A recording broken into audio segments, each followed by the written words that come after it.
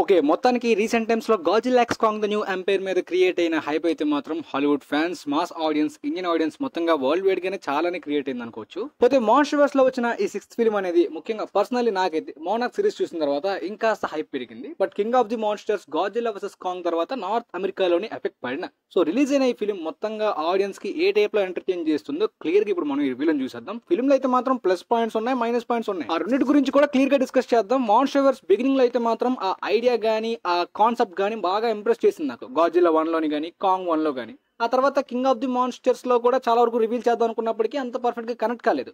ఆ తర్వాత Godzilla versus Kong అయితే మాత్రం ఇలా చూసి ఇలా వచ్చినట్టు అనిపించింది తప్ప సాటిస్ఫాక్షన్ అంత పెద్దగా ఎక్కువ అనిపించలేదు. బట్ మోనార్క్ సిరీస్ చూసిన తర్వాత మళ్ళీ నమ్మకం పెరిగింది.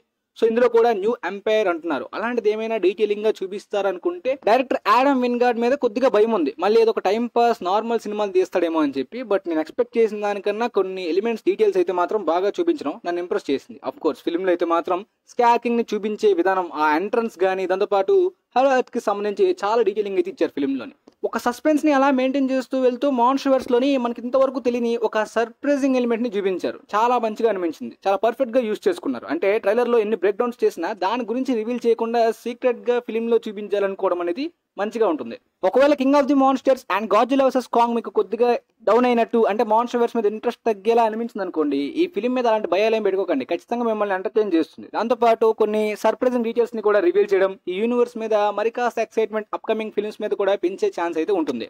బట్ కొన్ని డిసప్పాయింట్ చేసే ఎలిమెంట్స్ ని కూడా ఆడమ్ విన్గార్డ్ వదిలి వెళ్ళిపోయారు. దాని గురించి ఇప్పుడు మాట్లాడుకుందాం. యాక్చువల్ గా ఫిల్మ్ లోని కాంగ్ కి సంబంధించి స్క్రీన్ టైం అయితే ఎక్కువగా ఉంటుంది. ఎలివేషన్స్ గానీ కాంగ్ ని పర్ఫెక్ట్ గా యూజ్ చేసుకున్నాడు అనే ఫీలింగ్ అయితే మాత్రం గాజిల్లా వర్సెస్ కాంగ్ కన్నా ఇందులో అనిపిస్తుంది. అది ఖచ్చితంగా కాంగ్ ఫ్యాన్స్ కి బాగా ఎంటర్టైన్ చేస్తుంది. బట్ గాజిల్లా స్క్రీన్ టైం తగ్గిన ఫీల్ వస్తుంది. బట్ గాజిల్లా ఉన్న సీన్స్ లో దానికి ఇవ్వాల్సిన ఎలివేషన్స్ అయితే మాత్రం ఇచ్చారు. కాకపోతే ఈసారి కొత్త ప్లేస్ ని చూస్ చేసుకుంది.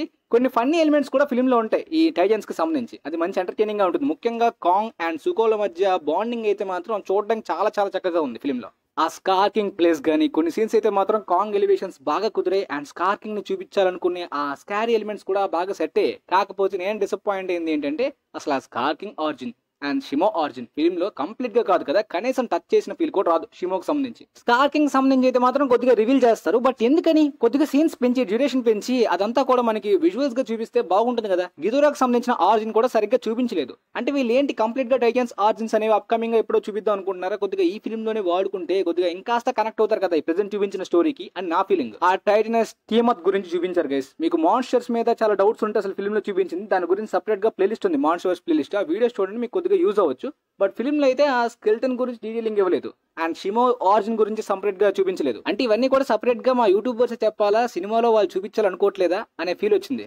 డ్యూరేషన్ పెంచి డీటెయిలింగ్ ఇస్తే ఇంకాస్త బాగా కనెక్ట్ అవుతారు ప్రాజెక్ట్ కి గానీ ఆ సినిమాకి గానీ. సో అలాంటిది ఎందుకు పెట్టుకోవట్లేదు అర్థం కావట్లేదు. ఇప్పుడు హాలో ఎర్త్ కి ఇచ్చిన డీటెయిలింగ్ లాంటిది ఇంకాస్త ఇస్తే బాగుంటుంది. అలాంటిది కాకుండా సింపుల్ గా 4 ఫైట్లు, ఒక పాప్కార్న్ ఎంటర్టైనింగ్ ఎలిమెంట్స్, ఎలివేషన్స్ ఇలాంటివి పెట్టేసి సెట్ అయిపోదు పర్ఫెక్ట్ గా. అండ్ ముఖ్యంగా ఈ ట్యాగ్ టీమ్ మ్యాచ్ కూడా మనం ఎక్స్పెక్ట్ చేసినంత ఎక్కువ సేపు కనిపించదు స్క్రీన్ మీద. అదొకటి డిసప్పాయింట్ చేస్తుంది మనల్ని. అదంతా కూడా తక్కువ సేపే వెళ్ళినట్టు అనిపిస్తుంది. మనం ఎక్కువ సేపు ఉంటుందేమో వీళ్ళ మధ్యన అనుకుంటాం. బట్ అదంతా కూడా చాలా స్మాల్ గా సింపుల్ గా అయిపోతుంది. ముఖ్యంగా క్లైమాక్స్ అయిపోయినప్పుడు కూడా అయిపోయిందా అనిపిస్తుంది. బట్ చూసినంత సేపు కూడా మంచిగా ఎంటర్టైన్ చేస్తుంది మిమ్మల్ని ఖచ్చితంగా. బట్ అక్కడ దాకా బాగా తీసుకొచ్చో ఇంకాస్త వాడుకోవాల్సింది కదా అనే ఫీల్ లో సినిమా ఎండ్ అయిపోతుంది. సో ఓవరాల్ గా ఫిల్మ్ నేను ఇచ్చే రేటింగ్ 7.8/10. మళ్ళీ మన ఛానల్ వాళ్ళు కన్ఫ్యూజ్ అవ్వకండి, నేను ఇండియన్ సినిమాలకు ఇచ్చే రేటింగ్ అనేది ఇండియన్ సినిమాలని ఉద్దేశించి ఇచ్చిన రేటింగ్, హాలీవుడ్ సినిమాలకు ఇచ్చిన రేటింగ్ అనేది హాలీవుడ్ సినిమాలను ఉద్దేశించి ఇచ్చిన రేటింగ్ అనేది. కాబట్టి రెండు ఇండియన్ సినిమాని హాలీవుడ్ సినిమాలని ఎప్పుడు కూడా కంపేర్ చేయకండి అని చెప్పాలనుకుంటున్నాను. కొంతమంది కంపేర్ చేస్తున్నారు.